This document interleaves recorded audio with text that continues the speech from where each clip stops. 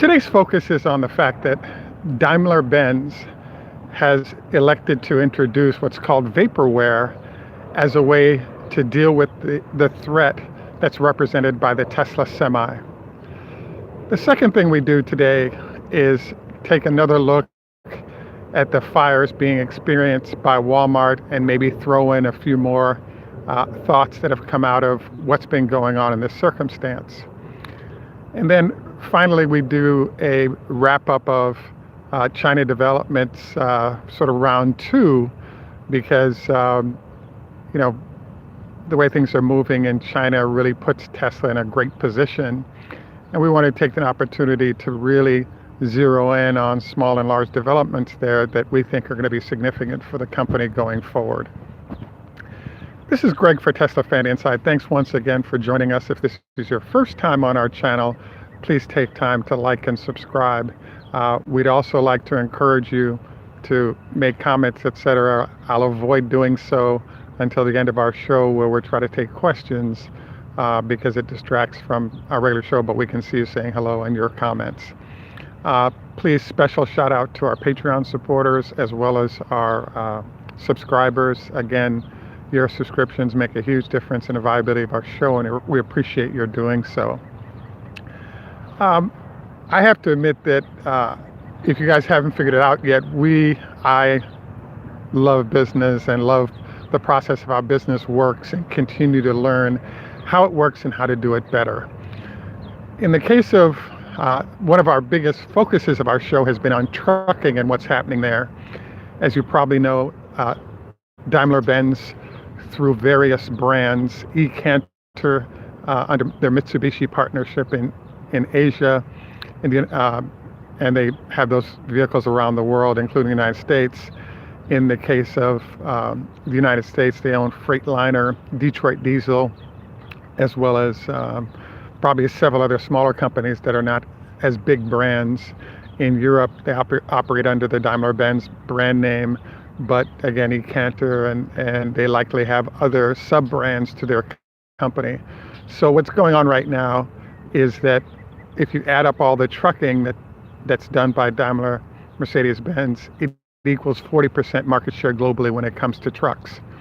So we kind of bring this up, and we're fascinated by this story because of the fact that there's a process going on right now where Daimler needs to protect its market share based on products that they deliver.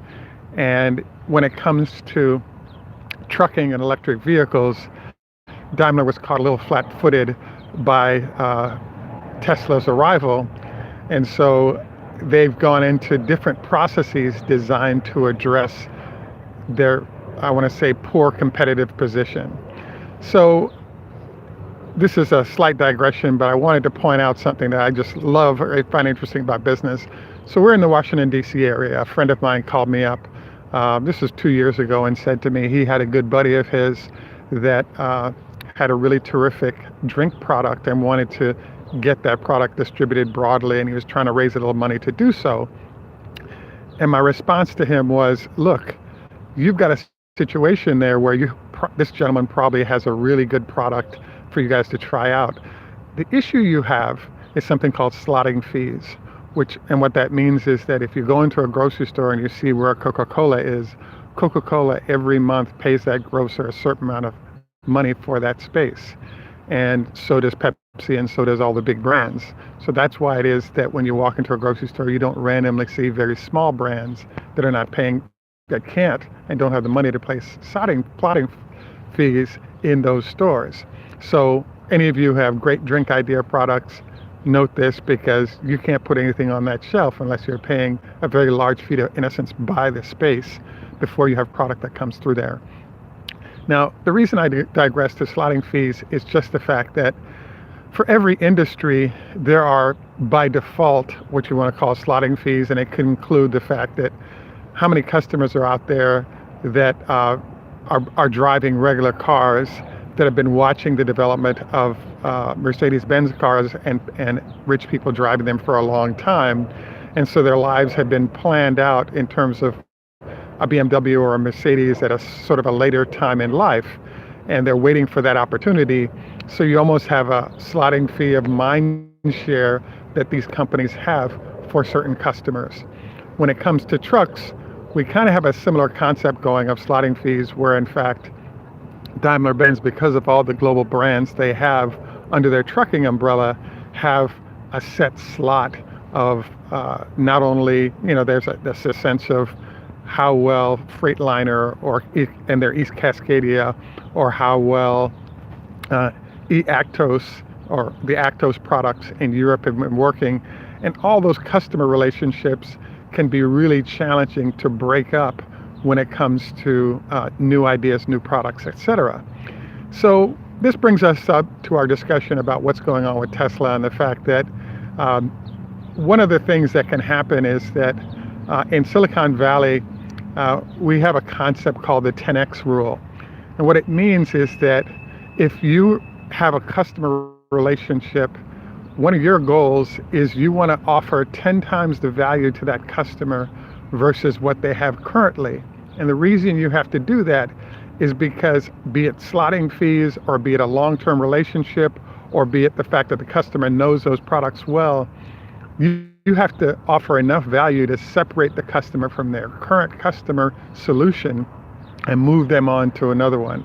So as we've discussed on numerous occasions, and those of you who are trucking oriented, which is what this show is focused on, know, with Daimler being in the business for 100 years and being one of the early sort of designers of trucks back in the late 1800s, that mental slotting fee that's enjoyed by Daimler and some of the other big trucking companies is significant and not to be taken lightly.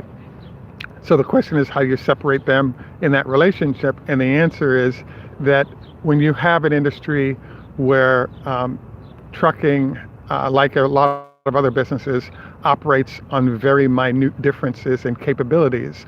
So in this case, when you see a big tractor trailer, about the average fuel economy for that truck is about 6 miles per gallon, fully loaded at 80,000 pounds.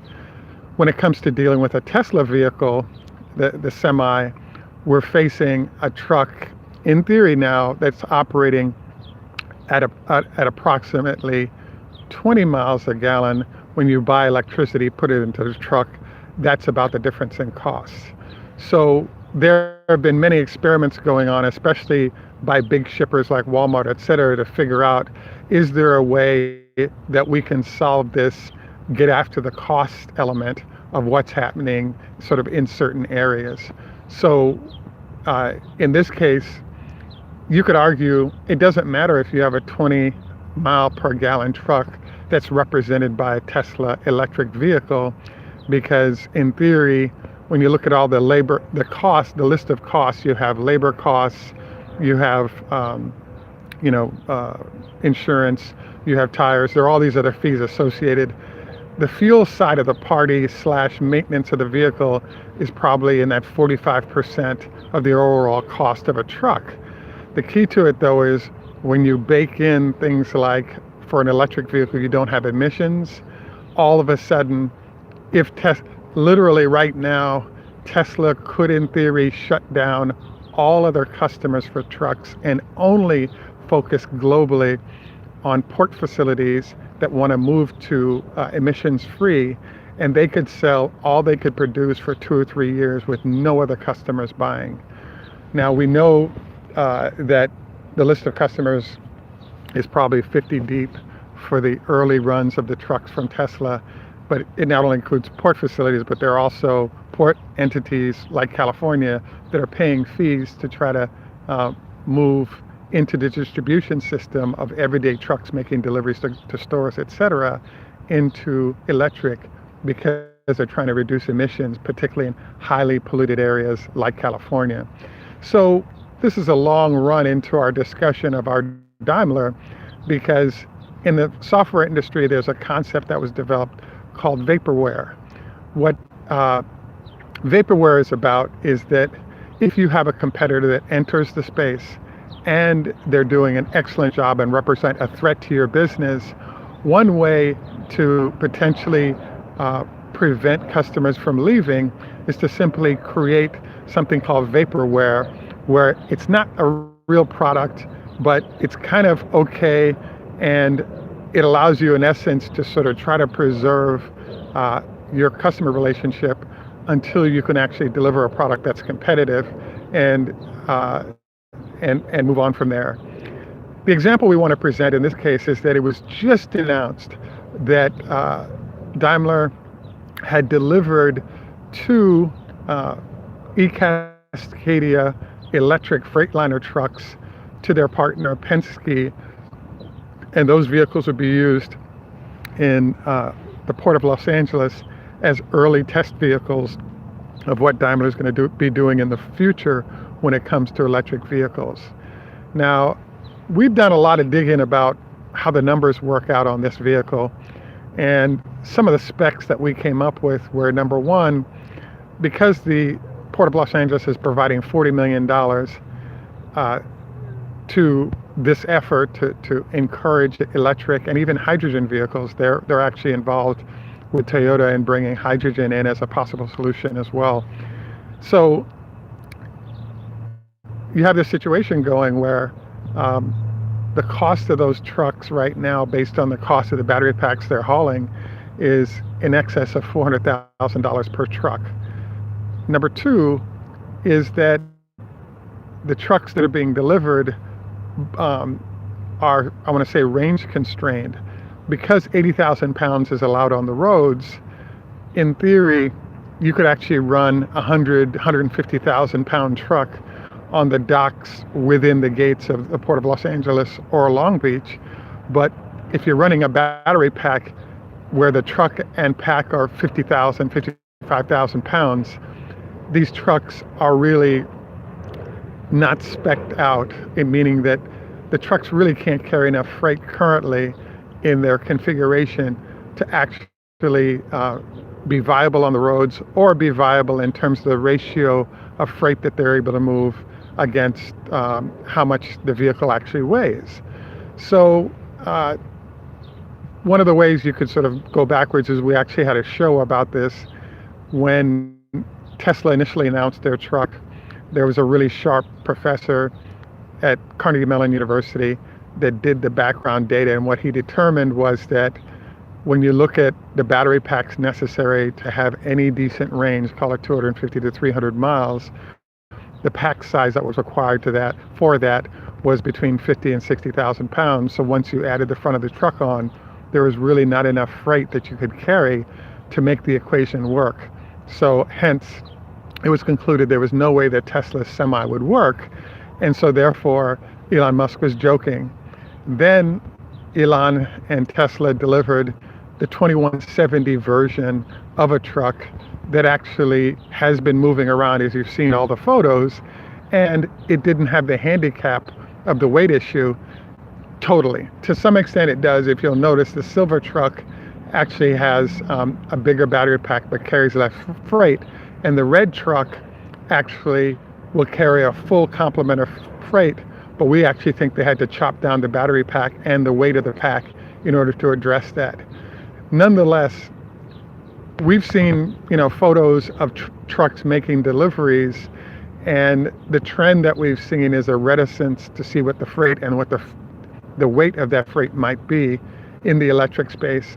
And we believe that Daimler's kind of stuck in this zone currently, and everybody is on the edge of their seats waiting for when is it that sort of three possibilities occur. Either one, we're a step forward into the next level of batteries that allow you to address this weight challenge. Number two, there's a possibility that not only do we step forward in the weight possibilities based on new technology. Number two, just batteries in general. It's amazing to me that LG right now has something like 70 or 80% of the automakers in the world that are looking for batteries have all gone to LG. And so there's literally gotten a point where there's just a shortage of batteries, and everybody can announce products, but it's hard to get scale. And then number three, there is this, how do you port that battery technology onto trucks efficiently? One of the things you'll notice is that Tesla's had a process going where they're not actually, as Daimler's doing, delivering their solutions to their customers. They're actually keeping that in-house. And it's our conclusion that there are the obvious innovations in terms of the battery pack, but there are other innovations that Tesla's developed that facilitate the truck's ability to actually be, ready to deliver freight.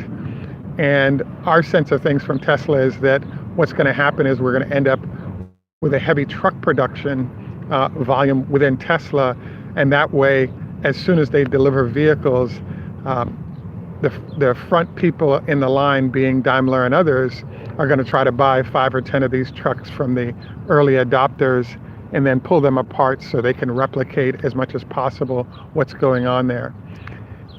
So this is a long-winded statement to say, I have to admit that the whole situation between Daimler and Tesla has been really comical when it comes to trucks, because all of the behavior that Daimler's exhibiting as they try to deal with the threat of the Tesla vehicles is consistent with what is called vaporware, or a company that doesn't have a clue. So when you're talking a company that has, Daimler is a $50-60 billion company, one of the biggest market caps in the world. They likely have, 50, 100 billion in revenue, whatever the number is. They have very large revenue numbers. Usually it's the smaller company that's doing vaporware, trying to figure out how it can compete with the bigger one. And so Daimler has been trying to enter the business from the, okay, can we build a prototype truck, have it working to some extent, having customers review it, and then we'll let the marketplace deliver us what we need for all the components in order to make this product viable. And the whole thing just hasn't been working out very well.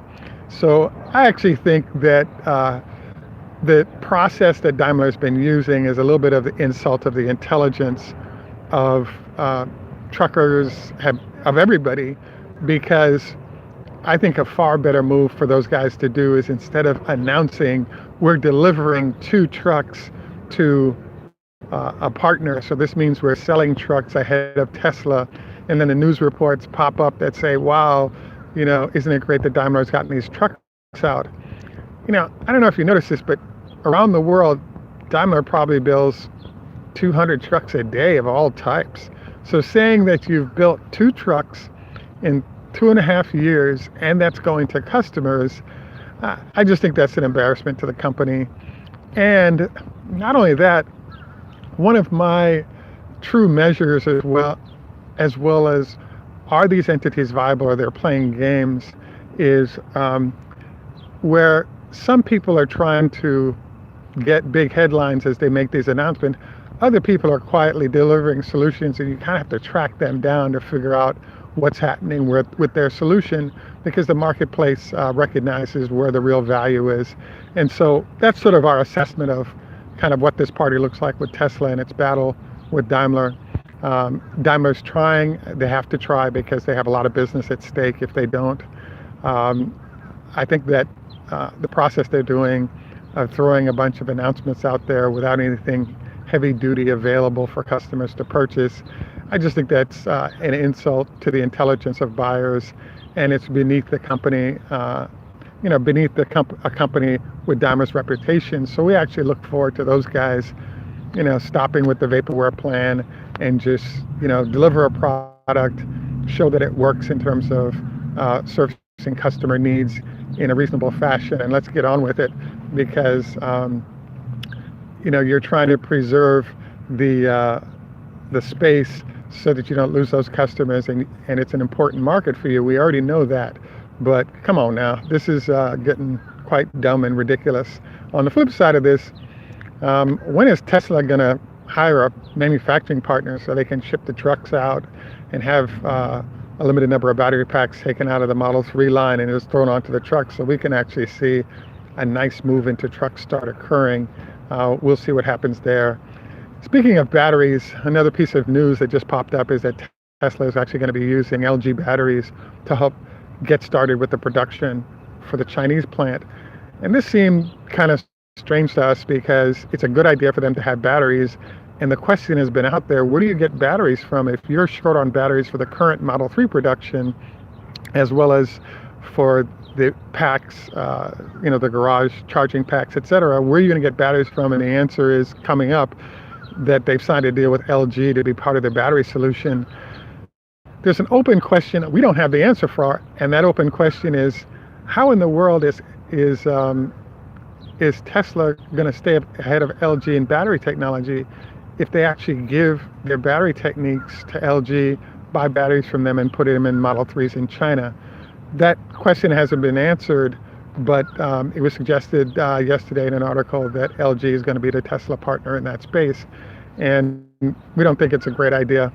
The final thing I wanted to run through quickly is that we did get notice of the fact that there was a long, very well done article regarding what's going on with the fires at Walmart, and I saw the article, and we already did a story about it. And the issue is, Walmart's a horrible company to get sued by because they have a lot of money, a lot of lawyers, and they don't sue unless they have excellent grounds.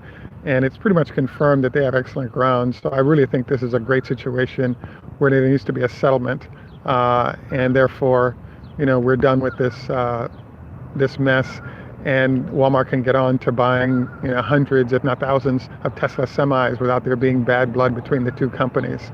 So hopefully they move forward in this process.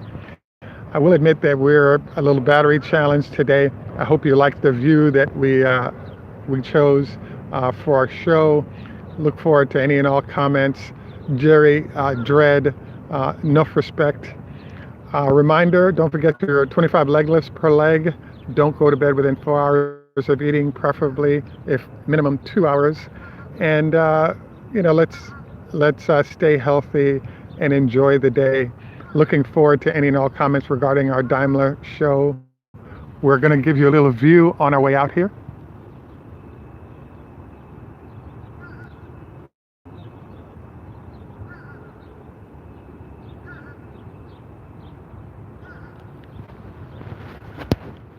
This is Greg for Tesla Fan Inside. Thanks once again for joining us. Don't forget to like and subscribe. Tschüss, German, au revoir, French, lehit rot, Hebrew, kib, hoda, Fez, Farsi, ni hao ma, Chinese, Zdravstvuyte, and thank you one again.